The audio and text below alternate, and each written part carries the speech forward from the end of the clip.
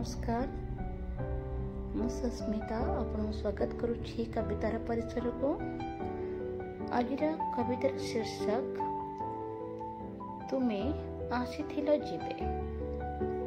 अतीतर पृष्ठा को ओलटाई देखुथिली जीवे देखुथिली तुमको मु केउ पृष्ठारे आसीथिल तुमे मो जीवन पर्याय रे।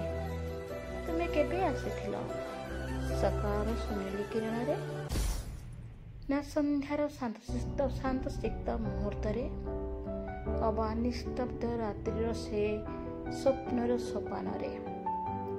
तुमे केमिति आसीथिल शीतर काकर भिजा गालिचारे ना बसंतर मृदु मलय समीर रे ना आसीथिल निदाघर कृष्ण चूड़ा हसरे ना श्रावण झिप झिप वर्षारे अबा भाद्रवर अर्घ्य थाली रे।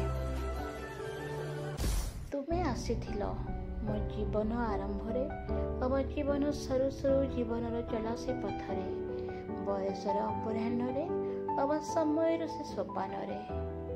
तुमे केबे आसीथिल मन चेतन रे भाव गभीर रे ता मु जाने खाली आसीथिल एतिकी मो जानिबारे।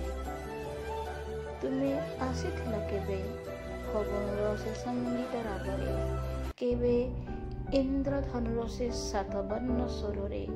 तुमे आसीथिल केबे पूर्णमीर ज्योत्स्ना भिजा आलोकरे अबा कहानीटे हुई मो कवितार गीतिरे।